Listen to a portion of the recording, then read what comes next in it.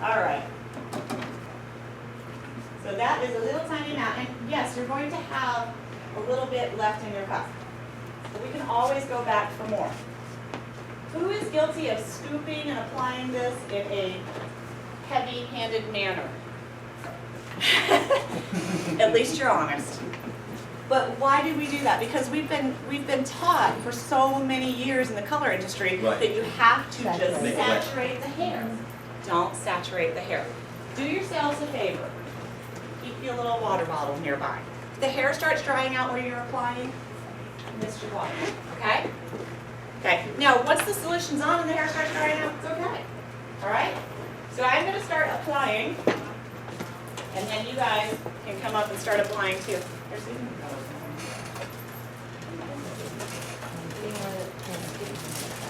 Oh, hey, how about that? It is sticky there. More Alex. Thank you. All right. Now, when we start applying, this is where we get into customizable.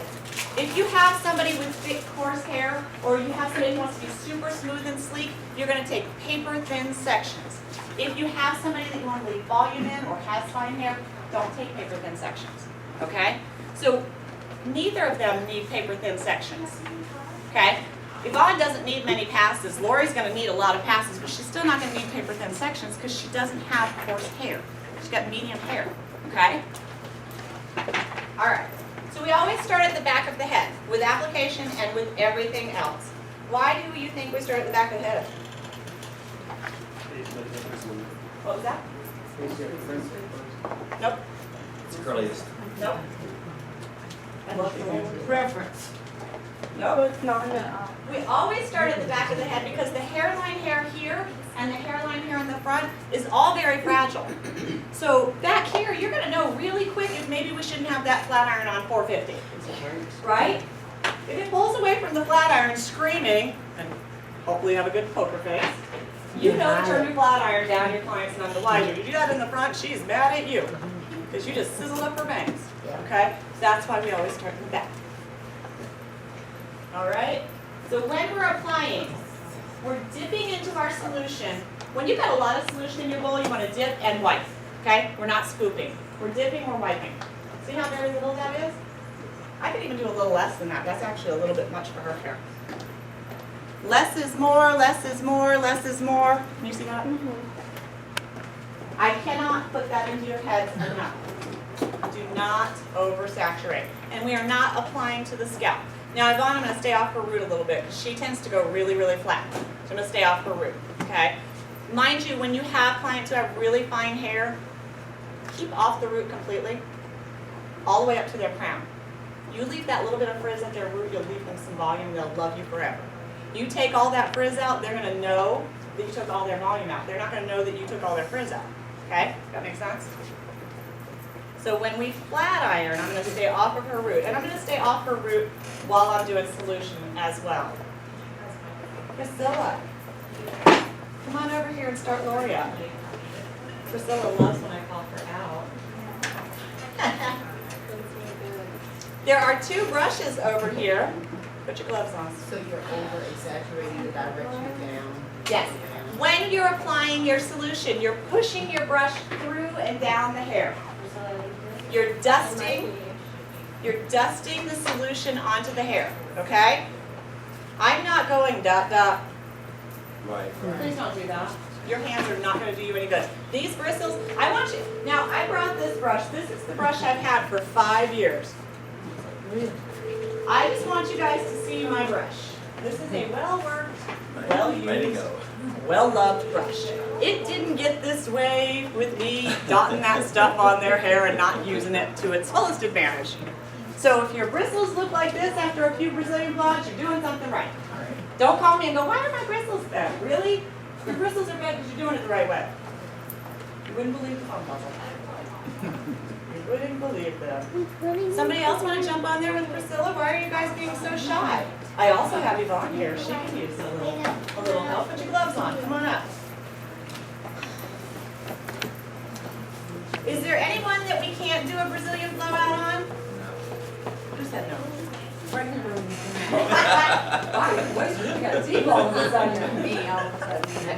Who said pregnant women? I did.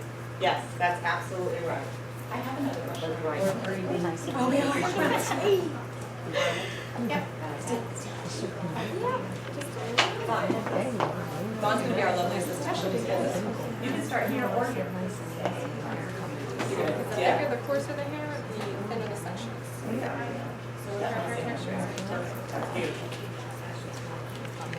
You keep your head still and be quiet here. Silence is golden. Duct tape is silver.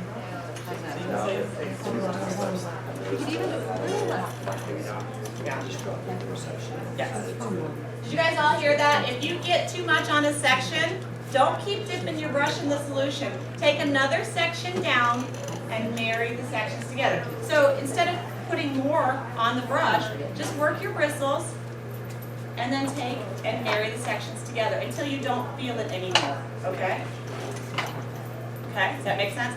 So if I'm combing and I'm seeing it here, I've got way too much. We don't want to see product on the comb. If you see product on the comb, that's way too much.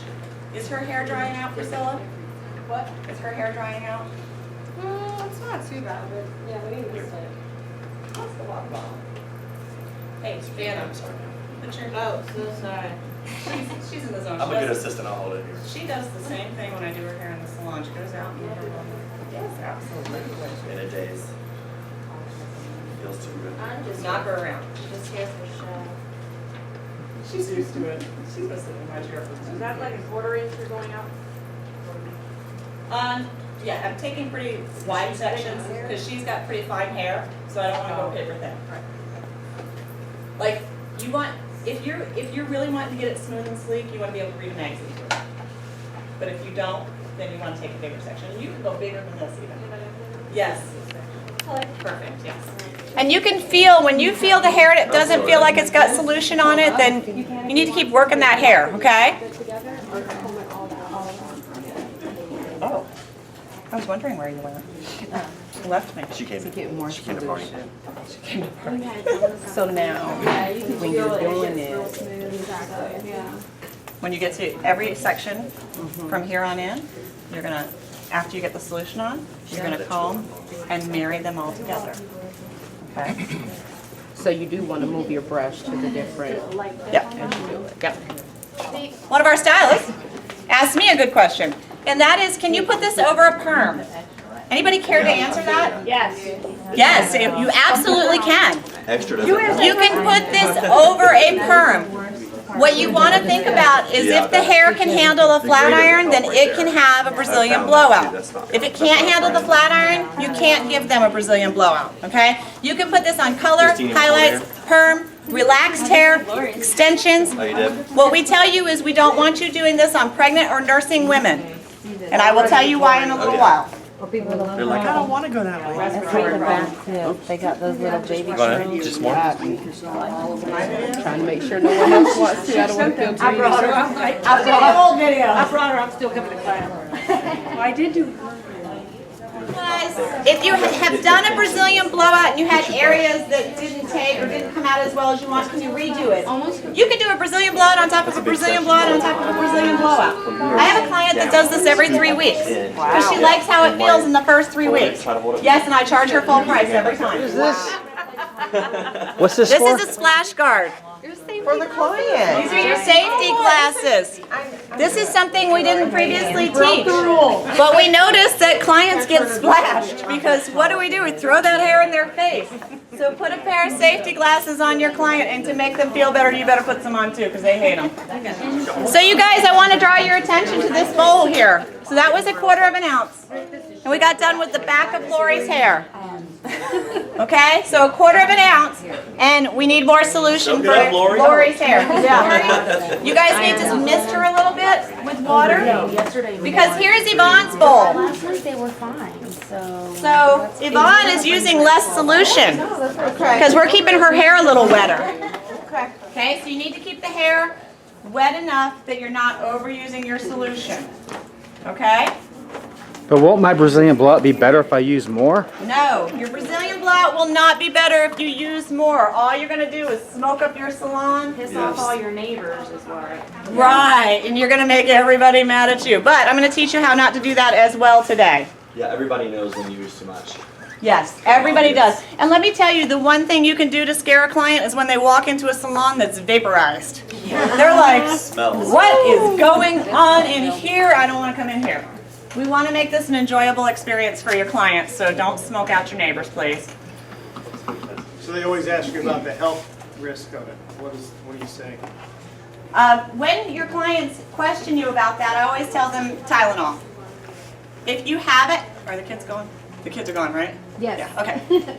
If you have, an extreme night of drinking, did a few shots, woke up the next morning, got a bit of a hangover, or a lot of a hangover, whatever. Drive to the store, you get yourself a bottle of extra strength Tylenol, you don't read the bottle, you take the whole thing. You got a whole host of other problems going on right then. You're calling an ambulance, you're going to the hospital, you get your stomach pumped, because you didn't read the directions, you didn't use the product as directed, okay? However, you take 2, headache goes away, you can go to work, you used it as directed. So I'm here to tell you how to use this as directed. So if you use it as directed, you're perfectly fine, and so are they, okay? That's why these are in effect. If you're not in a well-ventilated salon, we suggest a little fan in front of you, okay? So you're gonna blow, no. I mean, if you want to look like Darth Vader, go ahead. So let's talk about the F word, because it's I my know. favorite word in the whole wide world, okay? So raise your hand if you've ever done any of these. You have leather in your house, in your car. Anybody have leather? Raise your hand. Yep. Do you enjoy an apple pie at Thanksgiving? Raise your hand. Do you bake an apple pie at Thanksgiving? Raise your hand. Do you drink Diet Coke in a plastic bottle? Raise your hand. Do you go anywhere outside of your house ever? Raise your hand. What is formaldehyde? Tell me what formaldehyde is. Preservative. It is not a preservative. Formalin is a preservative. Formaldehyde is sometimes a naturally occurring, odorless, colorless gas. It is not a liquid. That is the biggest misconception about formaldehyde in the world. Formaldehyde happens when 2 or more things are mixed together that are in liquid form first and heated up, okay? When you heat an apple up or broccoli in the microwave, you get a small amount of formaldehyde. When they process Diet Coke in the plastic bottle, that little gap of gas at the top of that bottle has formaldehyde. There's formaldehyde in a lot more things than we think of that we don't know about. It's using the product properly that keeps you safe, okay? Okay, if anybody really has a problem with it, they can do the badge thing, is that Yes, you can always get air quality control testing. through OSHA? Through OSHA, you can get contact with a local OSHA. You can do air quality control testing with a badge. Easy, if you're really that worried about it. Pregnant or nursing women. When we first came out, we put an ad on Craigslist and we said, pregnant or nursing women, we'll give you $50 if you let us try this product on your hair. Guess what? Nobody answered our ad, because that would make you a bad mother. So we couldn't do a case study. You have to do a case study of so many people, thousands and thousands, to be able to say a product is safe. And because we couldn't do that case study, we can't tell a pregnant or nursing woman that it's safe to do this on their hair because we don't know. Have pregnant or nursing women gotten these done? All day long, every day. Do they get color done? Yes. Are they supposed to get color done? No. Same reason, because the color industry couldn't do a case study either. So it is up to the individual. However, we as a company will tell you not to do it. We don't ever want that phone call. Okay? All right. All right, back to the radio show. Lori's done with her application. Yvonne's not done with her application. So what we're going to do next is we're going to do a little bit of a rough dry. Just a little bit, okay? Because if you don't do a little bit of a rough dry on a lot of clients, you're going to be there forever blow drying their hair, okay?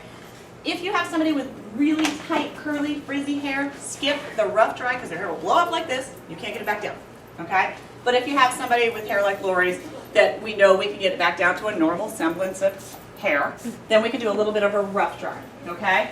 So if somebody would like to start doing a little bit of a rough dry on Lori, then we're going to do a little bit of a rough dry on Yvonne. Do you want me to take over? Yeah, go for it. All right.